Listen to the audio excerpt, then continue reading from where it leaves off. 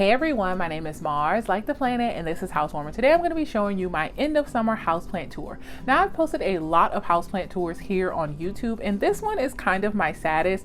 I had a really bad, and still am dealing with a really bad bug infestation. I have had a ton of my plants get thrips, and unfortunately I've had to get rid of about a fourth of my houseplants.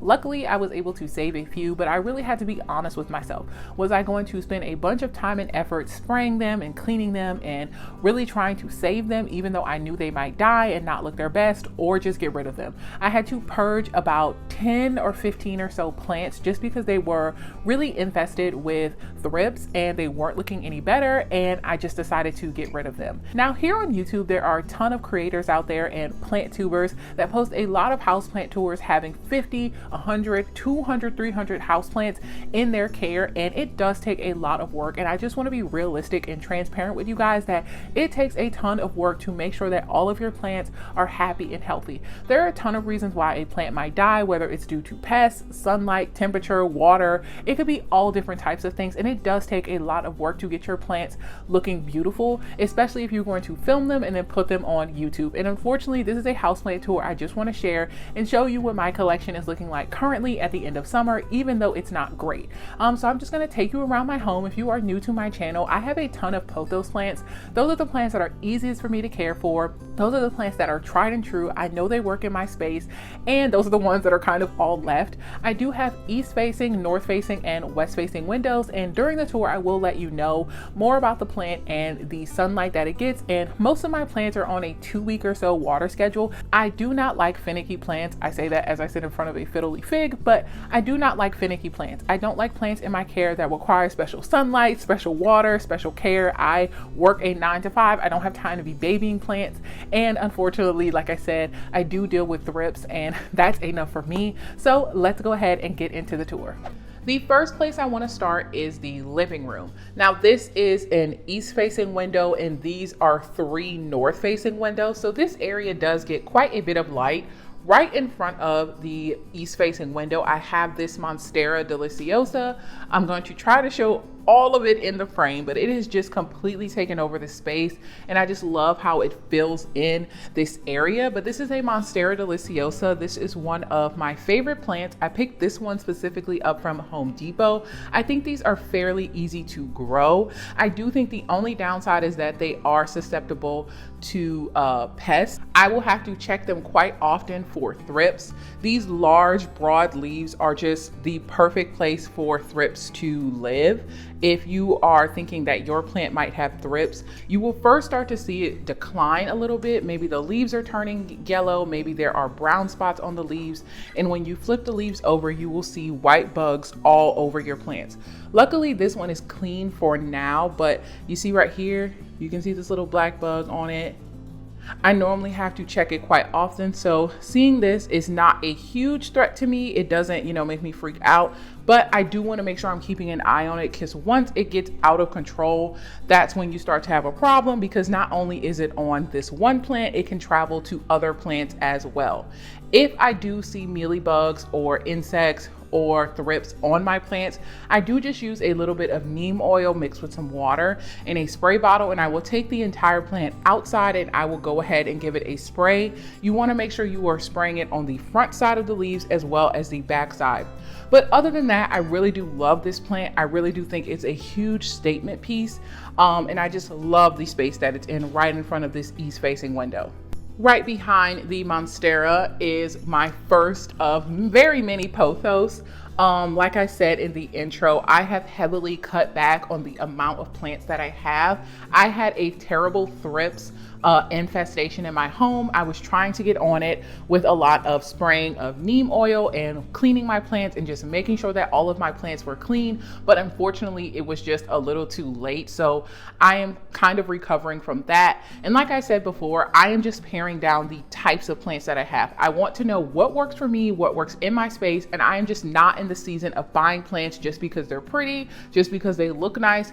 I'm going to use what works and what's going to thrive in my space. So up here is a pothos that my partner got me. It is still in its nursery can, but this one is just beautiful. I think this is a marble pothos just by the marbling on the leaves. They are nice and big and pretty. Once again, pothos are super easy plants. You can find them at almost any gardening store. You can find them at almost any nursery or big box store like Walmart, Lowe's, Home Depot, and there are a ton of different types. And pothos are just so easy. They are not susceptible to thrips. They really hold up against a lot of infestations. They can be put in any situation, any lighting situation. The more light that you give them, the bigger the leaves are going to be, the more they're going to grow. But this one is just beautiful. I just love the variegation in the leaves, and it is pretty new to me. I only got it a few months ago, but once again, it is in front of this east facing window. The next plant near the fireplace is this peace lily. Now this is one of two peace lilies that I have. This is the smaller one. It is more in front of this north facing window, but a peace lily once again is another easy high impact plant. They do require a lot of water. So if you are gone a lot from home, or if you're thinking of keeping this in an office where you may not be there a lot, this may not be the plant for you. This plant does require a lot of water, but it's not going to completely die on you if you do not give it the water that it needs. It just kind of will droop a bit. You will give it some water and then it will spring back to life. A lot of times on TikTok, people will have time lapses of peace lilies, you know, being wilted, and then you give them some water and they will perk right back up. So if you do see that it's wilted, it just needs a little bit of water. It's not the end of the world.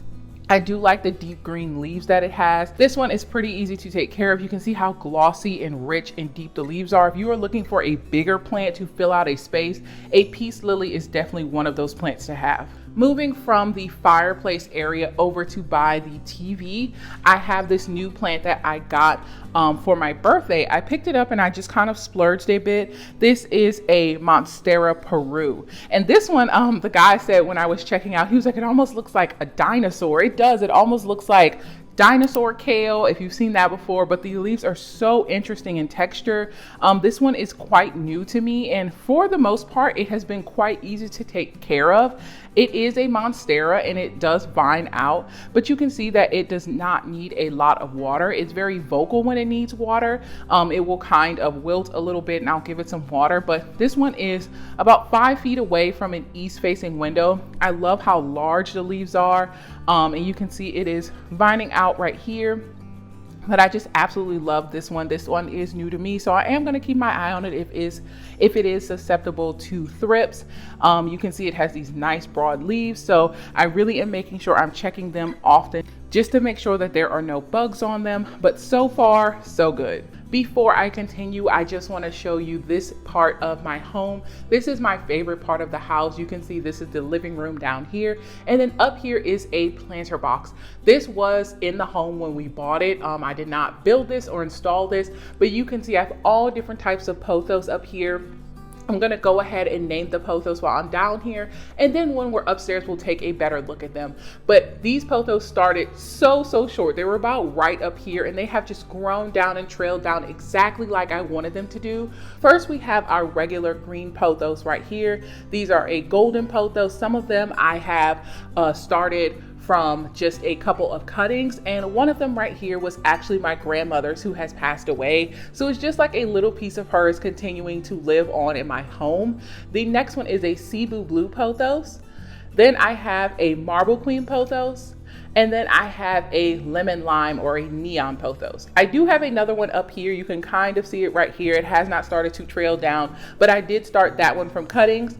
And then over here, you can see one right about here that I did start from cutting. So I just love this area. I think that it is such a nice surprise when you come into the home and just glance up and there is a wall of greenery right here. But let's continue on through the living room. So continuing on from the Monstera PERU, on the other side of the TV, I have my next peace lily. This one is quite a bit bigger, and this one is just absolutely beautiful. I love the space that it just takes up. I have it on this stool right here, and I just like the area that it takes up. It has, once again, these beautiful glossy leaves. I did notice before that it has a little bit of leaf burn, and I do think that's because I do not give it consistent water. I have not mentioned it yet, but I do water my plants about once every 2 weeks. This one is quite far from the window, so you can see it can handle low light. This is, once again, an east facing window, and these are two north facing windows. You can see Cole over there looking out the window. But these are two north-facing windows, and it is about 10 feet from either of those, and it is doing perfectly fine. So if you do have a dark corner that you are wanting to have a large impact in, if you want to fill a corner of your space, a peace lily is one of those. It can handle high light and it can handle low light. So now let's go into the bedroom. So moving into the bedroom, I only have a few plants in here. Right down here, I have a neon pothos. This is a plant that I was given by my partner once again. He gave this to me this year. I do not have, I have experience with neon pothos, as you saw the large one upstairs, but I thought this one was a nice pop of color next to the bedroom. I think that neon pothos are just a nice bright alternative to the dark green leaves of a regular pothos, but this one is just absolutely beautiful. It just kind of fills in the space right here. In this bedroom is an east facing window, so it does receive a lot of bright light in the morning. Over here we have another golden pothos. Once again, I have very many of these because I know that they work in my space. It is directly next to this east facing window, and I have it in a macrame hanger on the wall. I just think this is another way to display your plants. If you don't want to hang them from the ceiling or put them on a pedestal or put them on a shelf, you can just hang them from the wall. I just put a nail in the wall and just hung it from there, and it just lives right here. It's super happy. The only downside is that it doesn't have a tray to catch water, so I do have to take it down and water it in the sink. The last plant in this room is a fiddle leaf fig. If you have seen my videos before, then you know the story about this fiddle leaf fig, but this was right next to an east facing window once again, and I will continue to keep it here because fiddle leaf figs are notoriously hard to keep alive, and I have kept this one alive for over a year. It's almost 2 years now, and I just consider that a win. It started off quite small, it's about maybe this high, and I am just so happy with it. I took a cutting to try to get it to branch out. You can see I took a cutting down here. This is where I took a cutting. I wanted it to kind of branch out a little bit, but I don't know, it's still growing straight up. I wanted to kind of create some branching, but I did make a cut right here, and you can see it has leaves growing out from this side and this side. It still kind of has an upward shape. I thought it would branch out. I thought it would branch out a little bit more, but it's okay. It's healthy. It's doing well. At one point, it did have thrips on it. Once again, thrips are my nemesis at this point, but I did just spray it down, and it does seem to be doing quite well in this corner. Once again, fiddle leaf figs are a little bit of a medium to hard plant to care for. Once you find a spot that it likes, do not continue to move it around your space. You want to just give them room to grow. I've been told to not put them by an air vent or a place that has drafts. They do not like huge changes in temperature. They also need quite a bit of bright light, and they also just want consistent water. So I think that fiddle leaf figs kind of get a bad rap. They are very beautiful plants, but they do just require a little bit of extra care. They're not super finicky. Like I said, once you get them in the spot that you love them in, just keep them there. Moving out of the bedroom and into the dining room, up here on top of these cabinets, I have two pothos plants. These are just the regular golden pothos, and they kind of sit up here. This is a west facing window, so they do get bright afternoon sunlight, and I just love that they have filled in the space up here and will continue to grow. Moving into the kitchen, I just have a few cuttings up here. I've had these for quite some time, and when they finally do grow roots, I do pot them up and plant them and continue on growing them. But for right now, I do have some cuttings of a neon pothos that I took, and you can see the roots are growing just perfectly in these glasses. These glasses sit right up here as kind of like a memento. They are some that I've gotten when I have been traveling, so they're just like a nice reminder. They're almost like having a magnet for your fridge, but instead I have a place to sit and grow my plants on. You can see this one is from Galveston, but I do love just having a little bit of greenery in our kitchen. This is a very small west facing window, and other than that, our kitchen is quite small. It does not have a ton of light, so we really cannot put plants in here. And honestly, I don't want to put a lot of plants in the kitchen just because we're cooking a lot, and if there happened to be a thrips infestation, once again, I just don't want to have bugs in the kitchen. So this is kind of like our small little greenery shelf in the kitchen. So that is the entire first floor. So now we're going to head upstairs. So as we're going upstairs, I am going to show you these pothos plants a little bit closer. Here are the two pothos plants. I just picked these up from a nursery, and they have definitely taken off. They were not this big at all when I first got them. You can see that they even still have the hanger on them to be hung from the ceiling, but I just haven't even bothered with taking those off or even potting them in bigger pots. They seem to be quite happy. At some point I will have to repot them when I think they are a little bit too pot bound, but once again, these are in front of a west facing window and they get water about every 2 weeks. They're quite vocal when they need water. They just kind of droop a little bit. I give them some water and they're happy. You can see some variegation on these leaves right here, but most of them are just a beautiful dark green. Now we are upstairs, and this is the area where I have pared down so much. Like I said, downstairs I had a giant infestation of thrips. Almost all of my plants were covered in thrips. I don't know how I missed this. I was checking my plants and I just didn't see them. You can see how the entire bottom shelf of this plant shelf is empty. I just had to get rid of things. I really didn't want to baby things along. Things that were not looking great, I just ended up throwing away. I just ended up putting outside. I had to kind of decide if I wanted to keep plants just to say that I had, 40 something plants or 50 something plants, but they all looked horrible, or if I wanted to pare down what I had and make sure they were all nice and healthy. And I decided to do the latter. I got rid of a ton of plants and I just went ahead and donated them because they were not looking great. I just depotted them and I put them outside because they were full of thrips. But I got this shelf for my birthday from Amazon. This is a really nice, interesting shelf. You can see that it fits a lot of plants on it, and it's just looking a little bare right now, but that's okay. I will definitely start to grow my collection again, but I do want to make sure my plants are nice and healthy and not looking horrible. This is a north facing window, but you can see that these plants are right up against this window, so it does get a ton of bright light during the day. Once again, I have another macrame planter with a pothos in it. Right here is a Rhaphidophora tetrasperma. It is just growing up this piece of wood that I found someplace outside in my garage. I gave it a little bit of support. I did find this at a gardening center one year and I was just so in love with it. It has grown so much so that it is growing off of the piece of wood and I had to cut it back. You can see a new leaf growing right here. Next to that, I have a cutting of a Monstera that is doing quite well. I did give it a little bit of support, and for a while it was not looking too great. I kind of had to take it out, repot it, freshen it up, cut off some dead leaves, and give it a new stake. But this one is doing a lot better. This one is highly susceptible to thrips for some reason. I do not know why. It can be a little bit frustrating sometimes to feel like you are always battling pests inside your home, but that is just what comes with having houseplants. I really make sure I'm diligent about spraying neem oil on all of my plants just because I don't want to deal with an infestation again. But once again, you can see what thrip damage does. You can see how bruised these leaves are looking. You see how red they are. You can also see the shininess is the neem oil that has dried on the leaves. I recently sprayed these, but this one is looking pretty healthy. Obviously, it's not as big as the Monstera downstairs, but I did want to try to grow another one from a cutting, and once again, it was free. This one is a snake plant. I know that snake plants are just one of the most easiest plants to take care of, but I don't love snake plants just because I don't like the way that they look. I had a huge snake plant downstairs that I ended up getting rid of because I just wasn't happy with it. And I think that's perfectly normal and fine, where a plant does not have to be dying for you to not like it. And snake plants are just one of those plants that I'm just not crazy about and I really don't want to buy anymore. This one is the only one I've decided to keep just because it is doing so well in front of this north facing window. The other snake plant I have was just droopy and I don't know, it just never grew. It just wasn't looking great and I just decided to get rid of it. The last plant on the shelf is this Thanksgiving cactus. I do believe there are Easter cactus, Thanksgiving cactus, and Christmas cactus, but I do think this one is a Thanksgiving cactus.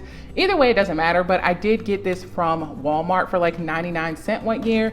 This is the only type of like cactus that I have. And it does produce flowers. It produces these beautiful pink flowers. Like this would be a bud right here. It's dried off, but this is where the flower would come from. So I absolutely love this plant. It's very easy to take care of. I don't water it that often. Up here is where the planter box is. You can see that it is just built into this edge right here. I love whoever decided to put this in, but I just love having this planter box in this house. It was like it was meant for me, and it is one of my most favorite parts of this house. But you can see all of the plants right here. I will go over them one more time. This is a neon pothos, golden pothos, marble queen pothos, Cebu blue pothos, and these are all regular golden pothos. Moving on from all of my pothos, I have another another pothos up on top of this shelf right here I have behind this little chair. I have another pothos. Once again, it is a golden pothos, but it doesn't really have any variegation in the leaves. So it just has these beautiful dark green glossy leaves that I love. And then this is a scindapsus. This is the only scindapsus I have, and it is just absolutely beautiful. It does have a little bit of browning on the leaves. This is a moonlight scindapsus, I think. I will put the actual name on screen because I am not 100% sure, but it does have these beautiful silvery leaves that I love. I picked this one up from Walmart a few years ago, and I do have it wrapped around. It is quite long, but I do like it when the leaves are a little bit more bunched together. I don't like when they're trailing down, so I did take one of the longer vines and kind of wrap it around in here just to give it a fuller look.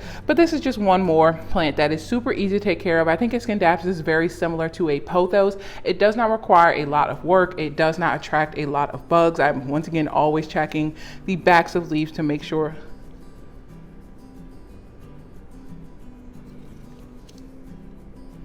Yeah, I don't think those are bugs. See, they're not moving.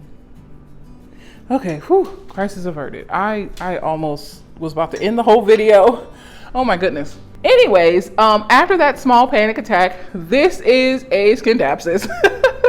After moving from the plant room and having a small panic attack, I am in the upstairs bedroom, and right here is a rubber tree. I picked this up from a farmer's market, and you can see that this was a tree at some point that was kind of hacked down. You can see the cut right here, but this is quite a bit of trunk. It has bark to it. This is a hefty plant. It does require just a bit of water, a bit more water because it is so big. This is an east-facing window. It is right in front of it, so it does get bright light. I've had this rubber tree for a few years. I'm not sure how old it is. I think it's pretty old based on how thick the trunk is, but it does need a bit of a cleaning. I can see that right here. It does have a few bugs on it, of course, because that is my entire life. So I will need to come in and clean this plant off, but it does not seem to be hurting the plant at all. I think these are mealybugs. You can see right here. Yeah, I think these are mealybugs. So I think what I'm gonna do is take it outside, wash it off and clean it. I'm a little embarrassed just because all of my plants seem to have bugs on them, and I just think that is so embarrassing. I want to be one of those like YouTubers that has beautiful, tall, luscious plants, but this is just the reality of having plants sometimes. Most of the times your plants have bugs on them, or they're dying, or they need water, or they just don't look great. Being a houseplant owner is not for the faint of heart. It does require a lot of work, so I just want to be transparent about the way that my plants are looking and the state of things right now. It's just not great right now. All of my plants just look horrible. I cannot believe this. Oh my goodness. Oh, you can see them right here. See those like white dots? Yeah. Oh goodness, this is so embarrassing. Anyways, I am going to go ahead and stop the tour right here. Those are all of the plants that I have in my care. You can see that it is honestly not that much because I've pared down my plants so much. I really just want to get a hold of this infestation that I'm having right now. I'm trying to be diligent about spraying neem oil, but I'm just not, I don't know. Sometimes it's just, like I said, it's just a little bit embarrassing to kind of show the state of your houseplants, but I just want to show you the realistic side of having houseplants and what that does entail. So I really hope you enjoy this tour. Like I said, I really wanted to be transparent and realistic with you guys with what my houseplant collection was looking like at the end of summer. Now, no fear, I will end up getting more plants. I will try to make sure I am really being intentional about the plants that I am purchasing and not just buying them because I think they are beautiful. There are a ton of plants out there that I love but just do not do well in my care or are really susceptible to thrips. And once again, thrips are my nemesis at this point. But I have all of the houseplant names that I mentioned. They will be down in the description box below. If you have any questions, comments, or concerns, please remember to leave them down below in the comment section. Remember that subscribing to my channel really helps me out. Leaving a comment, giving this video a thumbs up, all those YouTube things really do help out a small YouTube channel like mine. I really hope that you enjoy this video. I post new videos every single Wednesday, so I will see you guys next week. Bye.